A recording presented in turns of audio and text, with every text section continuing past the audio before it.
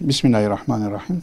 7 Ekim'den öncesinde de Filistin özelinde, özellikle Gazze'de çok ciddi şekilde sıkıntılar vardı. Zaten bir abluka söz konusuydu ve ekonomik sıkıntılar vardı. İşsizlik had safhaya ulaşmıştı dışarıya kapalı olduğundan dolayı.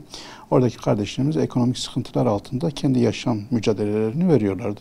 Ancak 7 Ekim'den sonra özellikle Gazze'nin tamamen yok edilmesi noktasında Siyonist çetenin saldırıları oldu ve hala devam ediyor. Özellikle yaşam alanları, yani orada özel mülkiyetler hepsi tabiri caizse yerle bir edilmek istenircesine tamamen orayı insansızlaştırma ve sonrasında da oraya Yahudi yerleşimcileri yerleştirme gibi bir durum söz konusu. Tamamen oradan Müslümanları, Filistinleri sürme gibi bir niyet içerisindeler. 7 Ekim'le beraber çok ciddi bir şekilde ümmet olarak oraya ses verildi. Yardımlar ulaştırma noktasında ilk günler büyük bir heyecanla oraya ulaştırıldı. Ancak daha sonra gerek işte Mısır üzerinden gerekse diğer ülkelerin de İsrail'in istemiş olduğu şekliyle yardımların gitmemesi ve kaplarına kapatılması suretiyle şu an içeride çok ciddi bir şekilde sıkıntı var. Biz Umut Kervanı olarak ilk günden itibaren oradaki kardeşlerimize sıcak aş noktasında temiz su ve ilk günlerde tıbbi malzemeler ulaştırma gibi imkanlarımız vardı. Bunları ulaştırabiliyorduk. Yardımlar daha rahat bir şekilde gidiyordu. Önceki kış döneminde özellikle battaniyelerin, yatakların ve çadırların dizaynı ile alakalı, tadilatı ile alakalı ciddi bir şekilde yardımlar ulaştırıldı. Ancak şu an gelinen aşamada insanların ve ümmetin bir şeyi var, bir sessizliği var.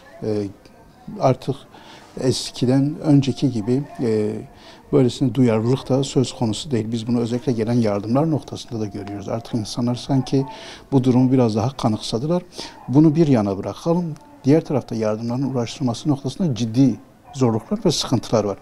Biz şu an Umut Kervanı olarak Gazze'nin içerisinde yardımlarımızı sıcak yemek olarak, temiz su olarak ve işte çadırların tadilatıyla alakalı yapabiliyoruz. Ancak biz istiyoruz ki dışarıdan kardeşlerimizin tamamen bu açlıktan kurtulabilmeleri için, kışın zorlu şartlarından kendilerini koruyabilmeleri için çadır olsun, yatak olsun ve diğer kışlık malzemelerin içeriye girmesi için bir seferberlik ilan etmek istiyoruz. Ancak yardımların ulaştırılması noktasında zaman sıkıntısı var.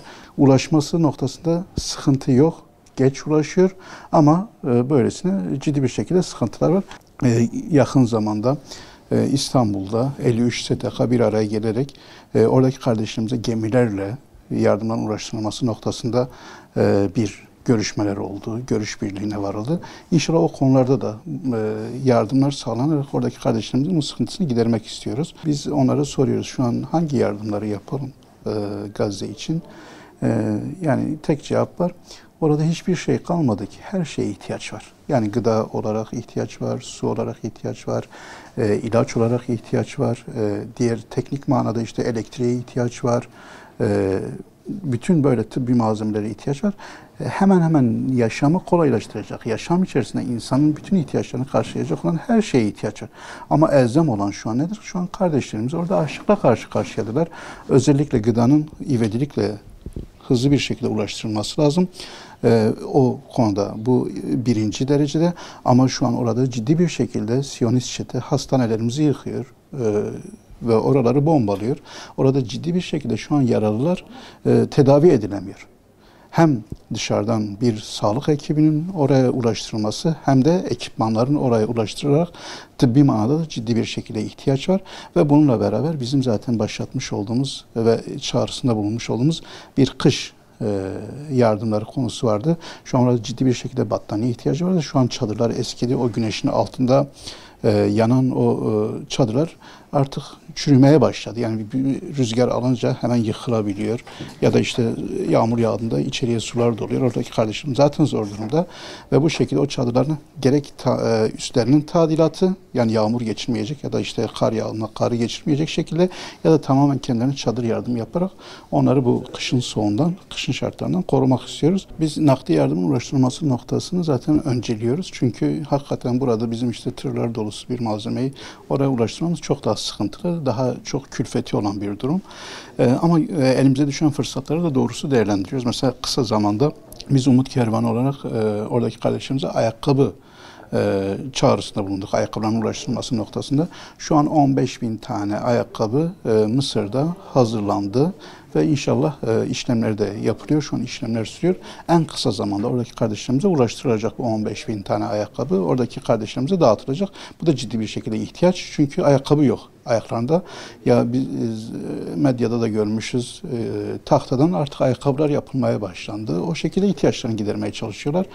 Fırsatları değerlendirmeye çalışıyoruz ama dediğiniz gibi özellikle nakdi yardımların ulaştırılmasıyla beraber biz orada elzem olan ihtiyaçlar nelerse o yardımlarımızı ulaştırıyoruz. İşte çadırsa çadır, gıdaysa gıda, ilaçsa ilaç, su ise su ya da işte ekmekse ekmek şeklinde ulaştırmaya çalışıyoruz. Bu bizim için çok önemli. Biz bütün hayırseverlerimize sesleniyoruz. Şu an hatta savaş daha da şiddetlenmiş durumda. Oradaki kardeşlerimiz daha çok zor durumdalar. Oradaki ihtiyaç ilk günden daha fazla. Çünkü şu an içeriye gerekli malzemeler istenildiği şekilde sokulamıyor, gönderilemiyor, ulaştırılamıyor. Biz oradaki o yardımların ulaştırılması noktasında kardeşlerimizi ilk günkü sorumluluk bilinciyle hareket etmelerini istiyoruz. Daha çok fazla ihtiyaç vardır. Bizim de bu konuda o kardeşlerimize el vermemiz gerekiyor.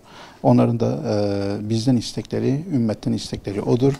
Yani gidip kendi yanlarında bulunup belki mücadele edemiyoruz, dertlerini paylaşamıyoruz ama yardımlarımızı ulaştırma noktasında önümüzde bir engel yoktur. Bu engeli de aşarak bizler yardımları hızlı bir şekilde ulaştırabiliriz.